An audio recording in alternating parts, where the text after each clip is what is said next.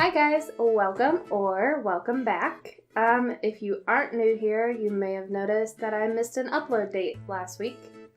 So, what's been going on is for the past 2 weeks or so, my anxiety has been probably the worst it's been in a long time. So anything that didn't involve having to go to work or just staying around the house, no makeup, no doing my hair, I didn't want to do it. So I didn't.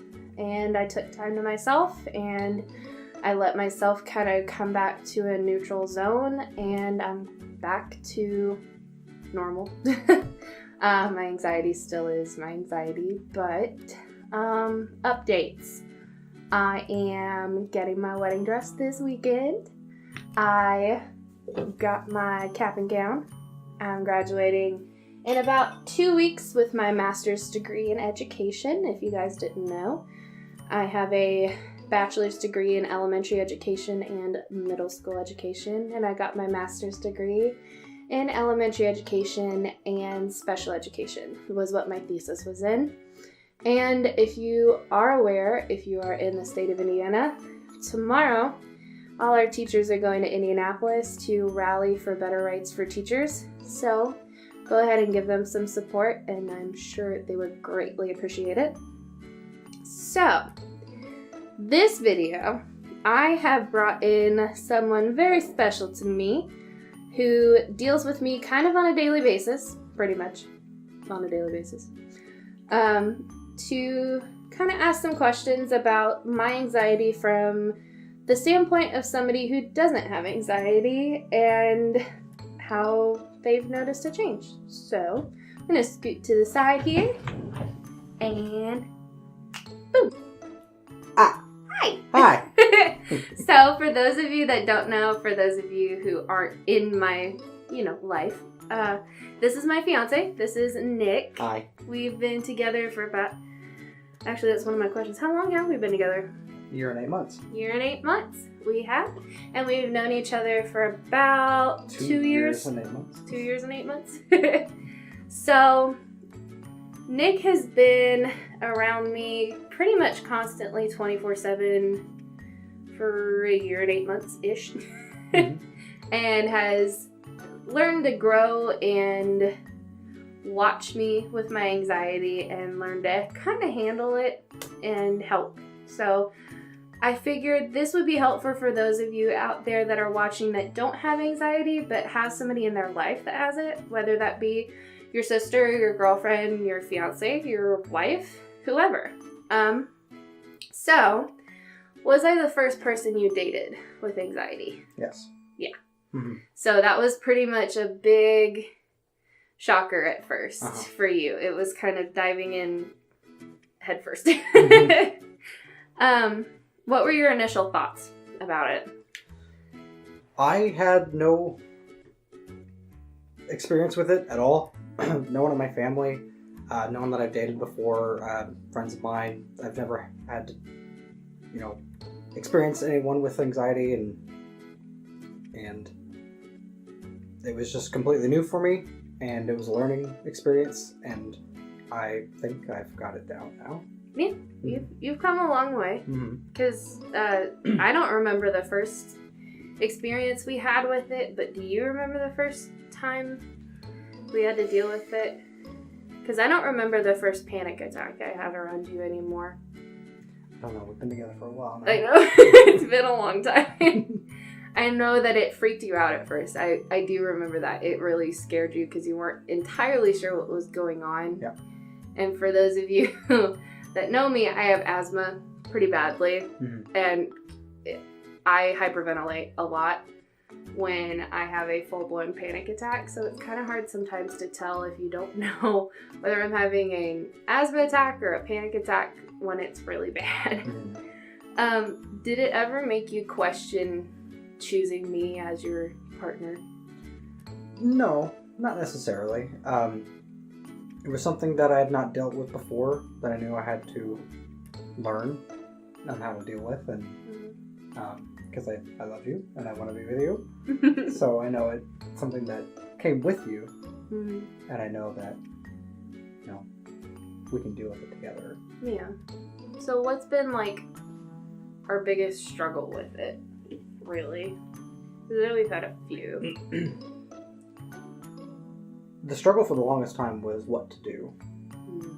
when you were in a panic attack.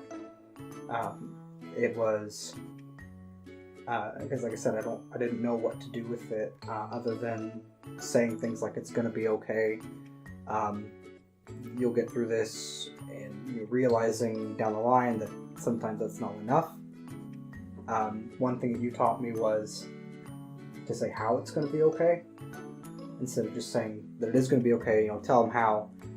If someone is, I don't know, if someone is studying for a really big exam or something and they're freaking out, they're going into an anxiety panic attack, you can tell them things like, well, it'll be all right. We're going to stay up every night. We're going to take a few hours every day. We're going to study. We're going to make sure you're ready for this. And that's what we did when you did your licensure test. Mm-hmm.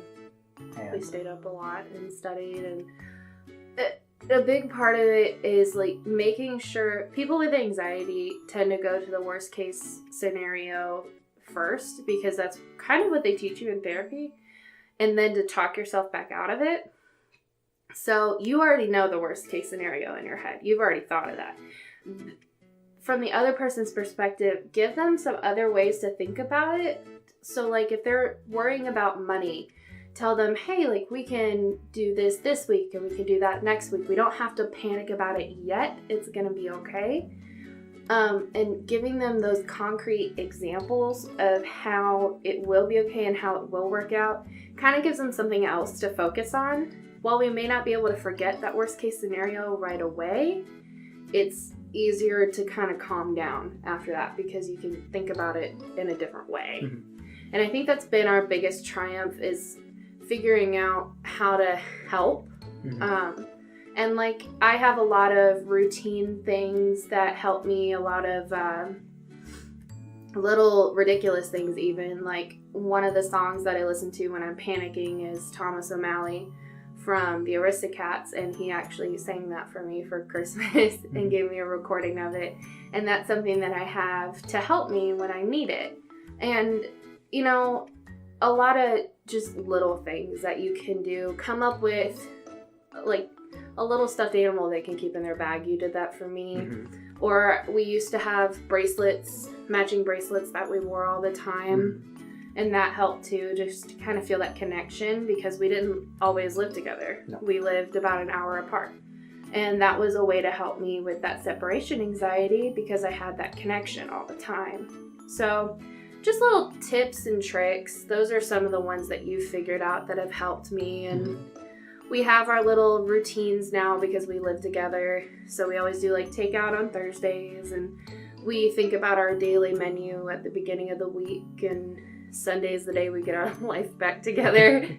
And that just kind of helps me, at least, for somebody that is a very regimented person, which comes very commonly to people that have anxiety, is we like routine. So coming up with a routine, a regimen, anything really that you can count on, it helps a lot. So that's what I would recommend. Do you have any advice for people out there dating people with anxiety? I think the biggest thing is to be patient. A lot of times people can't help it. Like you've said before, it's something that can just come out of nowhere. This past April, when we went to go see Avengers Endgame, she had fallen into a panic attack in the middle of the movie for no apparent reason. That one I don't think was so bad because the movie was kind of a distraction from it. But the biggest thing is just to be patient, learn the coping mechanisms and all things that can work particular to that person, and just be more understanding about it. They're not just being lazy, they're not being depressed and not want to do anything. They're just struggling and they need the help. Mm-hmm. I think that's the biggest thing that I can tell people as well, is don't tell them they're overreacting, and don't make their coping mechanisms that they have seem silly. Mm-hmm. So my my Thomas O'Malley thing wasn't something that me and him came up with together. It was something that I brought into our relationship. And you never thought it was that ridiculous. You just kind of went along with it, and that's what we did whenever I needed the help. And like, I have stuffed animals. I have more than any one person should have. Uh-huh. But that's been a huge comfort item for me my whole life. And I mean, I bought a many. lot. And he doesn't really make fun of it at all. He just kind of goes with it and says, yep, that's what makes her happy, so that's what makes her happy. And there are certain comfort things you can develop. Like, one of them was Thomas O'Malley in Aristocats. And I introduced her to one of my favorite classic Disney movies, Disney's Robin Hood. And that's become a good coping mechanism. If she's been having anxiety all day, we can just sit down in bed together, eat our food, and just watch Robin Hood and just kind of chill out and come back down. Yeah, and we, we just try and find any way that we can. When I moved in here, we had some issues with animals because, we rent this place and it's not always welcome. And I will get into our service animal discussion at a later date, but we do have a little fur baby now. His name is Salem, and he's probably who you hear rattling around in the background all the time.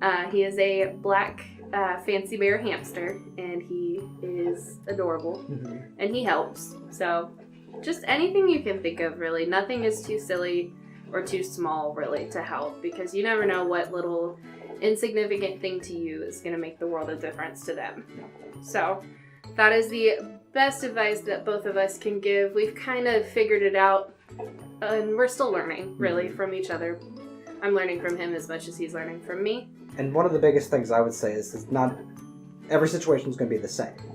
So what works with us might not work with you, and vice versa. It's just that learning curve and being patient and figuring out what works.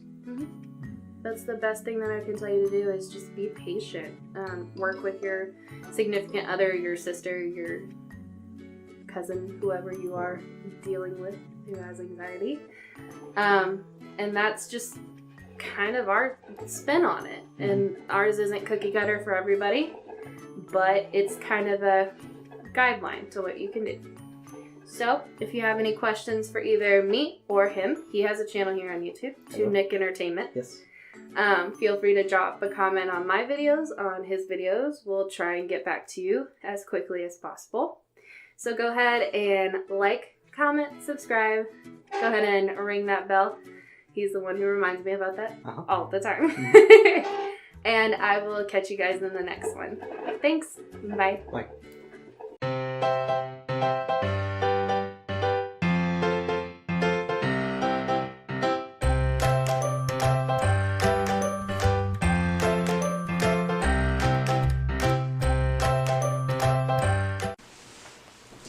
Look at the Salem. Look at the Salem.